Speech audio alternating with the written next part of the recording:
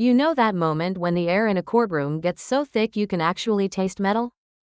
That was the day my ex-husband Cameron sat across from me, smiling like he'd already won. The judge was literally seconds away from giving him full custody. The house, everything, while calling me an unstable and a danger to our child. Cameron leaned back, arms crossed, that little smirk I used to mistake for confidence. Then the doors in the back creaked open. Everyone turned. My 9-year-old son Liam was standing there in his school uniform, holding the tiniest USB drive I'd ever seen between his fingers like it weighed 1,000 pounds. He looked straight at the judge and said, clear as day, "Your Honor, can I play something my dad recorded when he thought we were both asleep?" Cameron's smirk vanished. The judge's eyebrows shot up. He nodded once at the bailiff and said the words I'll never forget. "Lock the doors. Nobody leaves." And in that second I knew, whatever was on that drive was about to change everything.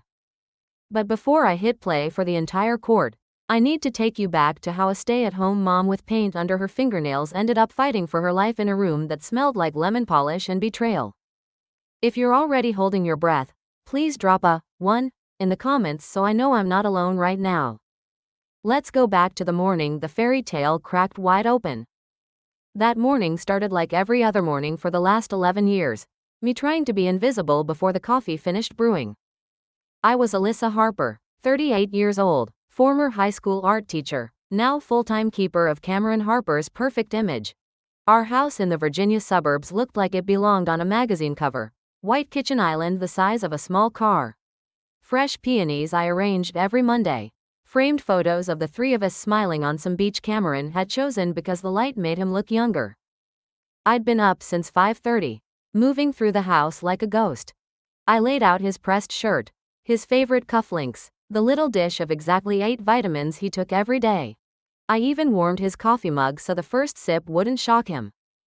Pathetic, right? But back then I called it love. Cameron came down the stairs at 6:05 on the dot, smelling like cedar and money. He didn't say good morning. He never did anymore. He just slid into his chair, opened his laptop, and waited for the world to serve him. I placed the mug by his right hand. "Careful, it's fresh," I said softly. He took one sip, winced, set it down harder than necessary. "Too bitter again, Alyssa, how many times do I have to tell you the grind setting?" My throat tightened. "I used the same one you showed me last week." "Then maybe stop daydreaming and pay attention," he muttered, already scrolling emails. I stood there in my oversized sweater, hair still damp from the shower, feeling the familiar sting of being too much and never enough all at once. Then I heard the best sound in the world, little feet thundering down the hall. "Daddy, Mommy." Liam flew into the kitchen, 9 years old, gap-toothed grin, paint on his fingers from last night's art project with me. Cameron's whole face changed. The ice melted. He scooped Liam up like he was still 4. "There's my champion," he boomed, ruffling his hair. "Ready to crush that spelling test today?" Liam beamed. I smiled from the sink, but inside something cracked a little more. Why couldn't he look at me like that anymore? Breakfast ended the way it always did. Cameron kissed the top of Liam's head, grabbed his briefcase, and left without a backward glance at me. The heavy front door clicked shut, and the house fell silent again. I told myself it was just stress. Big job, big mortgage, big life. He'd come around. I had no idea that 3 hours later a courier would ring the doorbell and hand me an envelope that would burn my entire world to the ground. But we're not there yet. Because before the papers, before the lies, before the courtroom, there was still one more morning when I thought I could fix everything if I just tried harder. That Tuesday in October smelled like burnt leaves and the pumpkin candle I'd lit to make the house feel warmer. I was folding Liam's laundry when the doorbell rang. A courier in a brown uniform held out a thick envelope. "Sign here, ma'am, Alyssa Harper?" My stomach did a tiny flip. I wasn't expecting anything. I carried it to the kitchen island, slid my finger under the flap, and pulled out pages that looked like they'd been printed on ice. Petition for divorce. Petitioner, Cameron James Harper. Grounds: irreconcilable differences and mental instability of respondent. Requested relief: sole legal and physical custody of minor child Liam Harper, age 9. Exclusive use of marital residence. All investment and retirement accounts. The words blurred. I had to read them 3 times before they sank in. He wasn't just asking for a divorce. He was asking for everything. And he was calling me crazy to get it. I picked up my phone to call him. Straight to voicemail. Of course. 20 minutes later, the front door opened again. Cameron walked in wearing the same suit he'd left in. But now his tie was loosened. His face calm, almost bored. "You got the papers," he said, not a question. I held them up with shaking hands. "Cameron, mental instability? You want to take Liam?" My voice cracked on our son's name. He poured himself a sparkling water from the fridge like we picked out together on our 10th anniversary trip to Italy. "Alyssa, let's not do the dramatic thing. It's exhausting." He took a sip. "You've been erratic. The drinking, the crying fits, the way you scream at Liam when he forgets homework. People have noticed. I don't drink, and I've never screamed." He raised one eyebrow. "Really? Should we pull up the Ring camera footage from last month when you lost it because he spilled paint on the rug?" I opened my mouth, closed it. That night I'd raised my voice for 3 seconds because the paint was oil-based and permanent. He'd filmed it. Of course he had. I found my voice again. "We can go to counseling. We can fix this, please." Cameron set the glass down and finally looked at me. Really looked at me, with pity and disgust mixed together. "I've already fixed it," he said softly.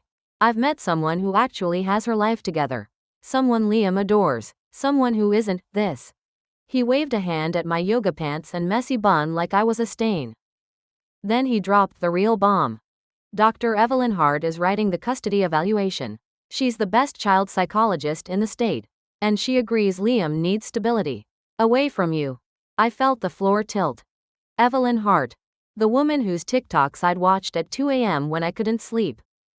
The one with the perfect blonde blowout and the soothing voice who said things like, "Children of chaotic mothers grow up chaotic." He was sleeping with the expert witness. I whispered, "How long?" He smiled the coldest smile I've ever seen. "Long enough." He walked past me toward the stairs. "You have until Friday to move out. I'm keeping the house. For Liam, obviously." Then he paused. "Oh, and I've frozen the joint accounts. You'll get a small allowance until the judge rules.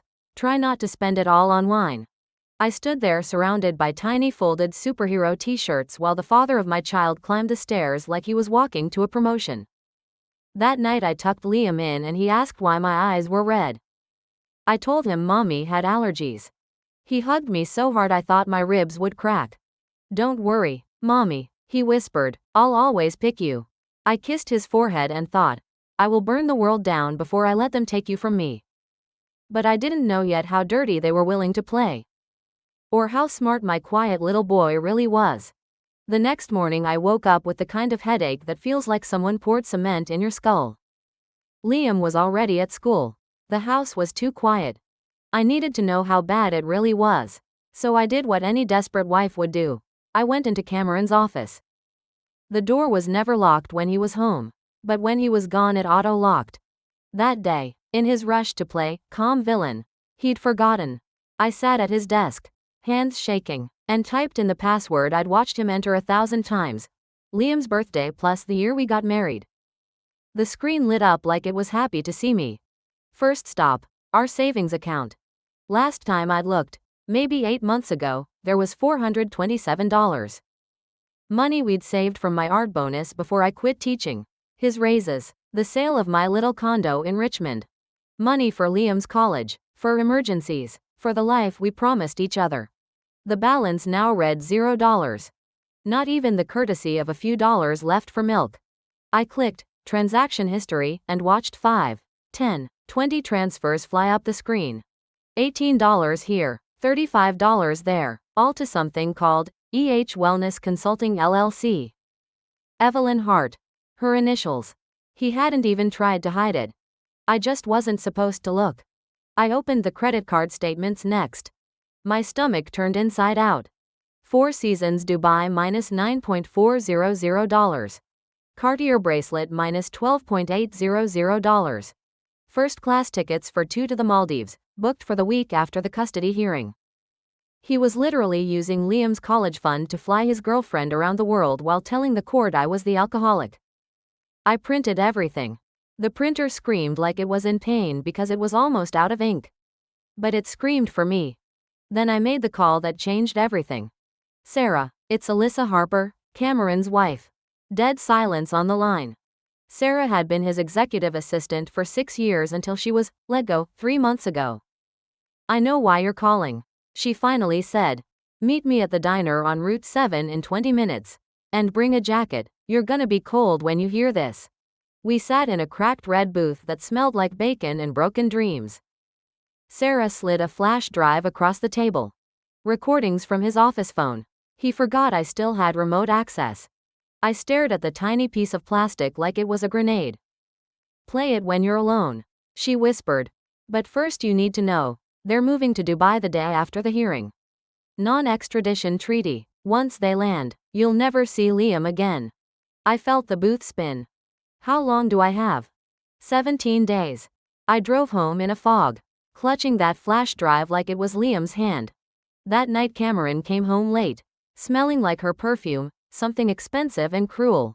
He tossed a brand new PlayStation box on the couch. For Liam, he said, loud enough for the Ring camera to hear. Mommy can't afford things like this anymore. Can she? Liam looked at me with huge eyes. I forced the biggest smile of my life. That's so generous of Daddy. Baby, why don't you take it upstairs? The second Liam's door closed, Cameron turned to me with that smirk again. Sign the papers, Alyssa, make it easy, or I'll make sure the judge sees exactly how unstable you are. He went to bed whistling. I waited until the house was dark and the snoring started. Then I sat on the kitchen floor, plugged Sarah's drive into my laptop, and pressed play. The first recording was Cameron and Evelyn, voices low and laughing, planning every step of my destruction like it was a marketing campaign. And that's when I realized, this wasn't a divorce. This was a kidnapping with paperwork. I closed the laptop, looked at the hallway night light glowing under Liam's door and made a promise out loud. They want a war? Fine. But they forgot one thing. Hell hath no fury like a mother with nothing left to lose. The next morning I did the hardest thing I've ever done in my life. I opened the little fire safe in my closet, the one Cameron never cared about because it only held sentimental junk, and took out 3 things. My grandmother's pearl earrings, the ones she wore in her 1943 wedding photo. The Leica camera my dad gave me when I got accepted into VCU's art program. My engagement ring, the one I used to stare at like it was proof I was chosen. I drove to 3 different pawn shops so no one would remember my face. By the end of the day I had $4,200 in cash rolled up in a sock and a hole in my chest the size of Virginia. With that money I walked into the tiniest law office you've ever seen, above a dry cleaner that smelled like mothballs, and met Walter Whitaker. Mr. Whitaker was 76, wore cardigans with elbow patches, and looked like he'd been born angry at liars.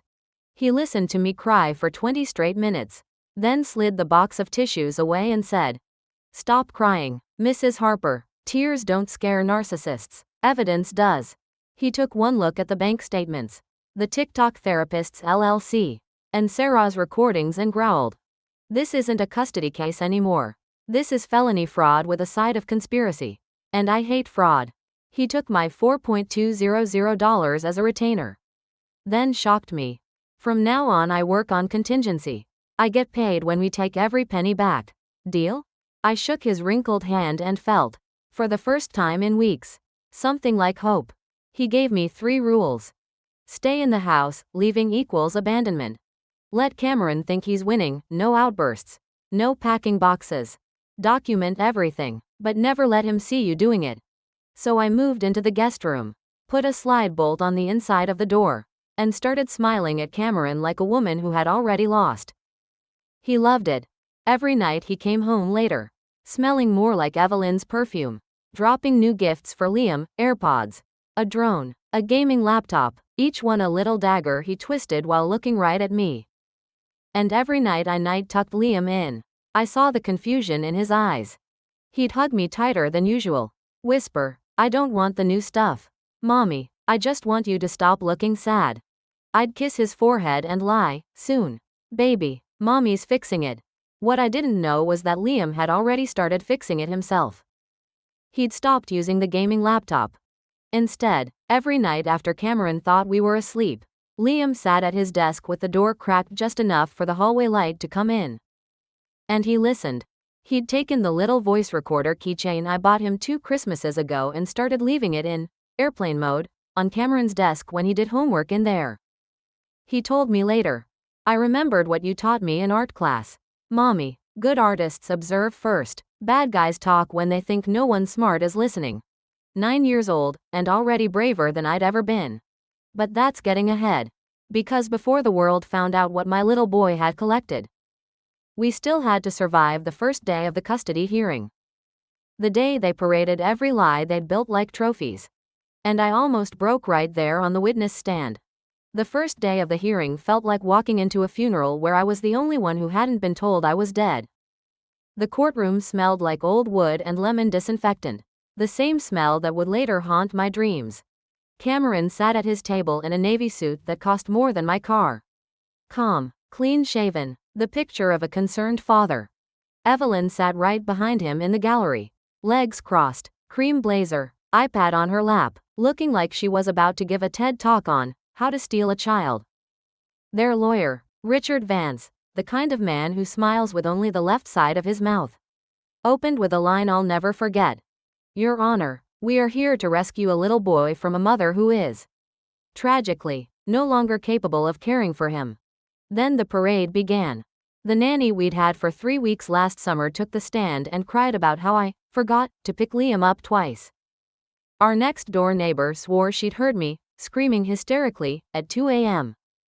Then Evelyn herself glided to the stand, voice like warm honey, and delivered her professional opinion. In my 15 years of practice, I have rarely seen a case of untreated bipolar disorder this severe.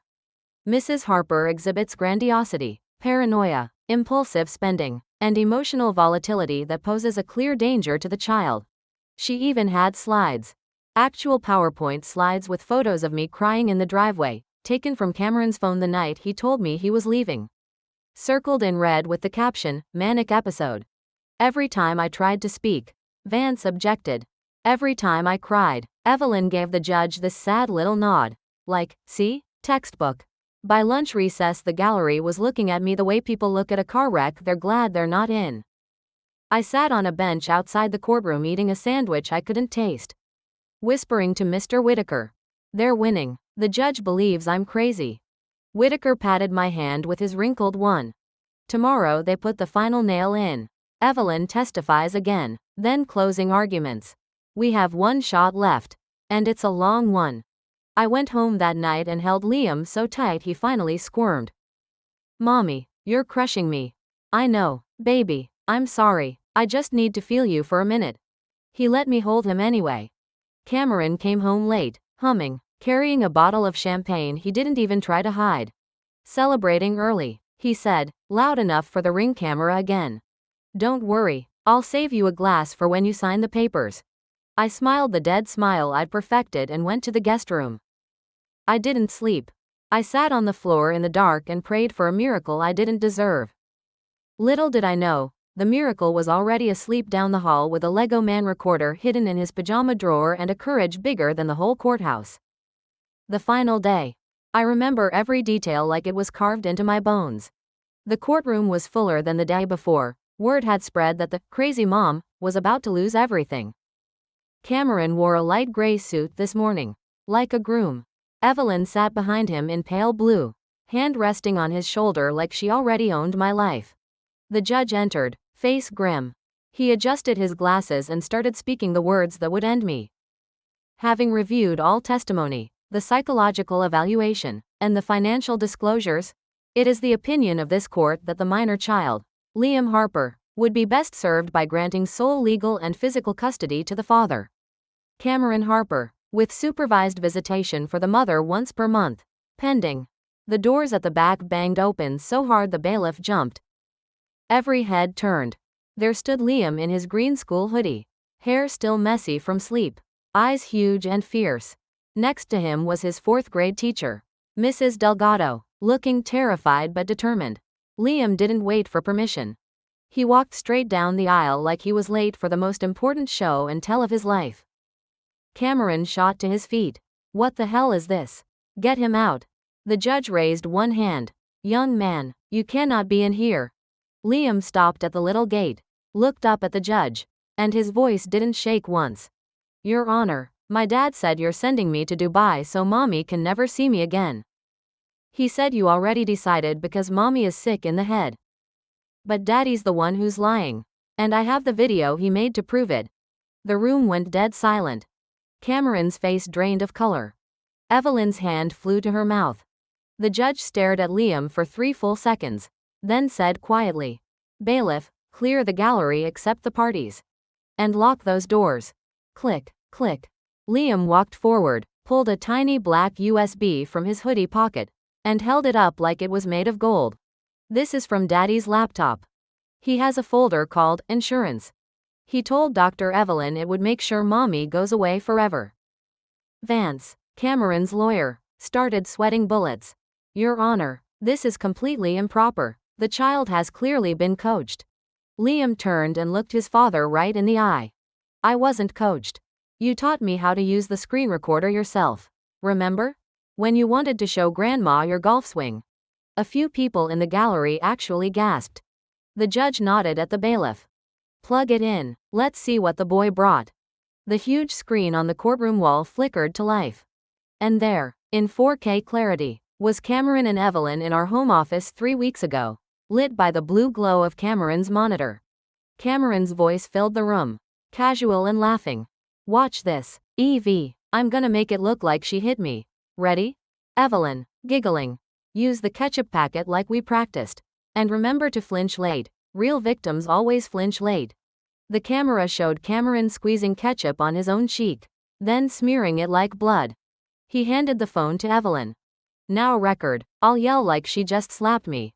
He took a dramatic breath and screamed into the empty room. Alyssa, stop. You're scaring Liam. Then he threw himself backward into the chair like he'd been struck. Evelyn, clapping. Perfect. The judge will eat this up with a spoon. Cameron, wiping the ketchup off with a tissue, grinning straight into the lens. Once this drops, she'll never get unsupervised visitation again. Dubai, here we come. The video kept rolling. They kissed. They toasted with champagne. They listed the exact dates they'd booked the one-way flights. When it ended, the silence was so complete I could hear my own heartbeat. Cameron looked like he was going to be sick. The judge didn't raise his voice. He didn't need to. Officers, place Mr. Harper and Dr. Hart under arrest. Charges to include perjury, conspiracy to commit custodial interference, and fraud. The click of handcuffs is still the most beautiful sound I've ever heard. Cameron started begging. Evelyn started screaming about her reputation. I just stood there crying, watching the 2 people who tried to erase me being erased instead. The judge turned to Liam, and his voice softened in a way I didn't know judges could. Young man, you just saved your mother. And you reminded every adult in this room what real courage looks like. Liam looked up at me, eyes shining, and whispered, I told you I'd always pick you, Mommy. We walked out of that courthouse hand in hand into the coldest, brightest sunshine Virginia ever had. 8 months later, the money came back, every dollar, plus penalties. I bought a little yellow house with a sunroom that smells like paint and cinnamon. Liam's bedroom has a mural we painted together, a giant rocket ship with the words, Truth wins, across the stars. And sometimes, when the judge's wife still comes over for art class on Thursdays. Cameron is facing years in prison. Evelyn lost her license and her TikTok account, last I checked. 0 followers. But the best part? Liam still has that Lego Man recorder on his keychain. He says he's keeping it forever. Just in case anyone ever tries to hurt you again. And I tell him what I now know in my bones. The quiet ones, the ones who watch and listen when the world is loud and cruel. They're the ones who change everything. Thank you for staying with me until the end.